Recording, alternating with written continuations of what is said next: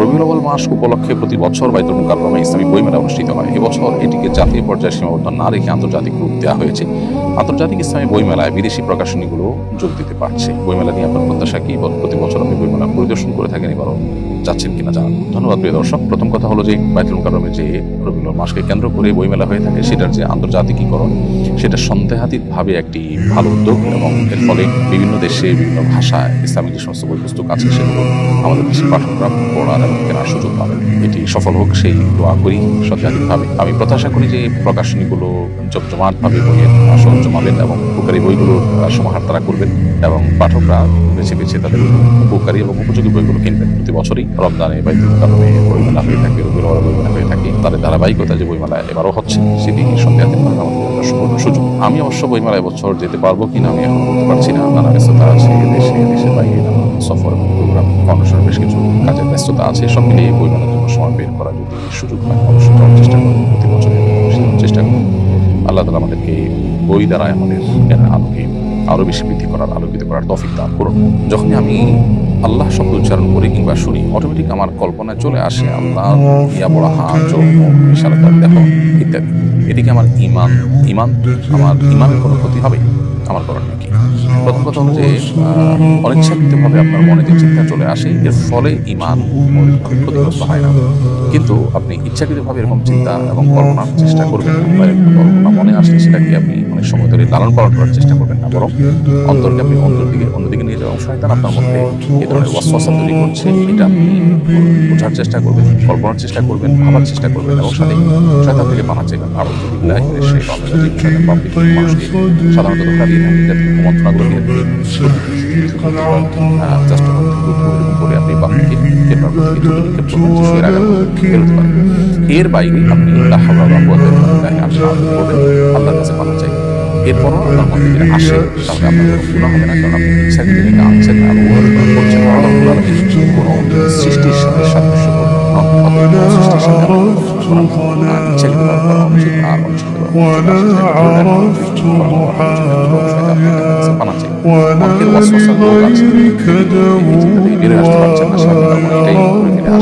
তাহলে সেক্ষেত্রে ওয়াসওয়াসা রিলেটেড যে প্রক্রিয়া আছে সেগুলি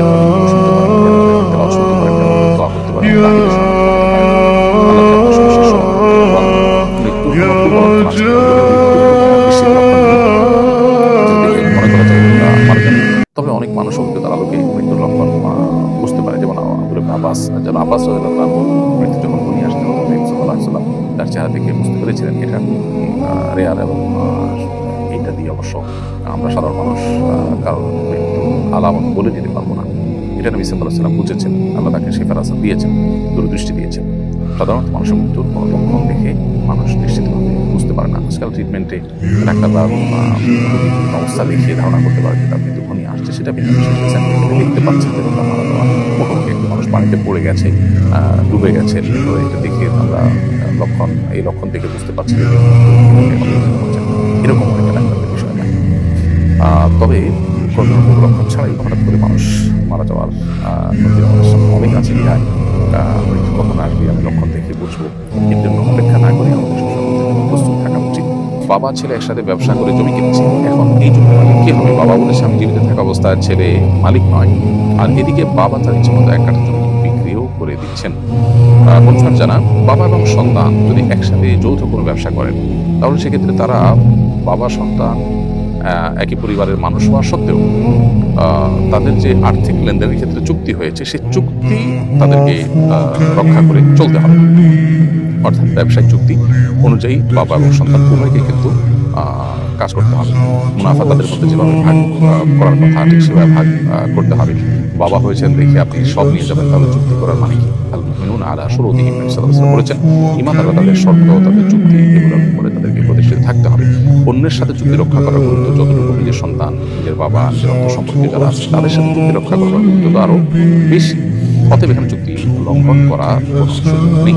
আর যদি চুক্তি না হয় এবং ছেলে বাবার সহযোগী হিসেবে কাজ করেছেন, বাবার সব টাকা পয়সা এবং কোনো ছেলেকে কোনো মুনাফা দেওয়ার কোনো শর্ত দেওয়া হয়, সেক্ষেত্রে বাবাই মুনাফার মালিক হবেন এবং সেক্ষেত্রে সন্তান বাবার সাথে যে সহযোগিতা করেছেন সেটা যদি সন্তান বলে তাহলে বাবা আগে নির্দিষ্ট কোনো হিস্সা বা 50% সম্পন্ন এই জন্য আমি সেটা কি করেছি, চুক্তি হয়েছে কিনা, চুক্তি ছিল মসজিদের পাশেই আমার বাড়ি। মসজিদটি একতলা বিশিষ্ট আর আমি 3 তলা বিশিষ্ট বাড়ি নির্মাণ করতে চাচ্ছি। এলাকাবাসী বলছে মসজিদ নিচে থাকলে পুরো এলাকাবাসী গুণাগার হবে, তাই তারা আমাকে বাড়ি নির্মাণ করতে দিচ্ছেন। যদি করি তাহলে আগে মসজিদ দোতলা করতে হবে। শরীয়ত কি এমনটি বলে জানাবেন? সুবহানাল্লাহ। এলাকাবাসী যেটি বলছেন সেটি অন্যায্য কথা, অন্যায় কথা। মসজিদের সম্মানের সুযোগ পেয়ে কারোর অধিকার নষ্ট করা, কেউ নিজের জায়গায় ঘর করবেন 2 তলা কিংবা 3 তলা করবেন, এটা সম্পূর্ণ তার এখতিয়ার। মসজিদের সম্মান রক্ষার নাম করে একজন মুসলিমকে বা একজন মানুষকে তার অধিকার থেকে বঞ্চিত রাখবার এখতিয়ার বা অধিকার ইসলাম কাউকে দেয়নি। যারা এই কাজটি করছেন তারা পরিষ্কারভাবে অন্যায় লিপ্ত, তারা অপরাধী লিপ্ত, তারা জুলুম করছেন। আমি তাদেরকে অনুরোধ করবো তাদের তওবা করার জন্য এবং ফিরে আসার জন্য। তারা হয়তো সৎ উদ্দেশ্যে এটি করছেন, কিন্তু পদ্ধতিটা সন্দেহাতীতভাবে গলদ এবং ভুল। কোরআন হাদিসের কোথাও বলা হয়নি যে মসজিদের আশেপাশে মসজিদের চাইতে উঁচু কোনো ভবন হতে পারবে না। আপনারা মক্কা এবং মদিনাতে হারামাইনের বহুতল বিশিষ্ট ভবন দেখেন আশেপাশে, ওলামায়ে কেরাম সেটা প্রশ্ন তুলেন যেটা জায়েজ হবে কিনা, এটা কাবা প্রতিমা মসজিদের প্রতি অসম্মান কিনা। কারণ মসজিদ অনেক উঁচু করার নিড নেই, প্রয়োজন নেই। সেখানে মানুষ শুধু সালাত আদায় করে, কিন্তু বাসা বাড়িতে, হোটেলে, আশেপাশে যখন মানুষ বসবাস করে সেখানে মানুষের অনেক কিছুর প্রয়োজন হয় তার কাটাবার জন্য। বিধায় সেখানে তার কিচেন, তার ওয়াশরুম, তার বেডরুম, তার বসার রুম, অনেক কিছু লাগে। বিধায় মসজিদের সমানই হইতে হবে আশপাশের সব বাসা বাড়ি, এটা মোটেও আবশ্যক কোনো বিষয় নয়। বিধায় কোরআন হাদিস যেহেতু এরকম কোনো বাধ্যবাধকতা দেয়নি এবং এটাকে মসজিদের আশপাশে মসজিদের চাইতে উঁচু দাঁড়ার ফলে মসজিদের প্রতি অসম্মান হবে বলেও নি। অতএব আপনার ঘর বাড়ি করা থেকে আপনাকে যারা বঞ্চিত রাখছেন, তারা অন্যায় করছেন, তারা ভুল করছেন, তাদেরকে আপনি বোঝাবেন এবং আল্লাহ তাআলার কাছে আমরা দোয়া করি আল্লাহ যেন তাদেরকে হেদায়েত দান করেন। ঘুমাতে যাওয়ার সময় মোবাইলে কোরআন ছেড়ে ঘুমালে কোনো অসুবিধা আছে কিনা? কোরআনে কারীম মূলত আমরা তেলাওয়াত শোনার উদ্দেশ্যে কোনো অডিও চালু করে রাখতে পারি, এবং যদি আপনার উদ্দেশ্য থাকে যে আমি শুনতে শুনতে ঘুমিয়ে যাবো, তাহলে সেক্ষেত্রে এটা মৌলিকভাবে কোনো গুনাহের বিষয় না। তবে উত্তম হয় যদি আপনি এমন কোনো সিস্টেম করে রাখতে পারেন যে আপনার ঘুম আসতে হয়তো আধা ঘন্টা লাগবে, তো কিছু সময় পর্যন্ত দেওয়ার জন্য মনোযোগ দিয়ে সেটা শুনতে শুনতে শুনতে ঘুমিয়ে পড়লেন, এরপর এটা বন্ধ হয়ে গেলে সেটা হলে ভালো। কারণ কোরআনে কারীম আপনি রুহের উদ্দেশ্যে চালু করেন, তেলাওয়াত শুনে সওয়াব আহরণ করার উদ্দেশ্যে তেলাওয়াত চালু করেন, তাহলেও সেক্ষেত্রে শোনাটা গুরুত্বপূর্ণ। বাট আপনি ঘুমায় যাচ্ছেন আর ঘন্টায় ঘন্টা সেটা চলছে, বিদ্যুৎ বিল হচ্ছে বা ব্যাটারি চার্জ যাচ্ছে বা সেটা কেউ শুনছে না, অথচ সেটা চলছে, এরকমটি করা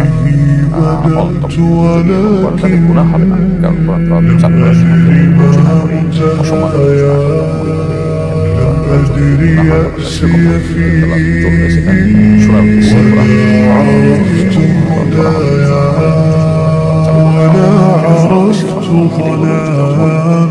অতএব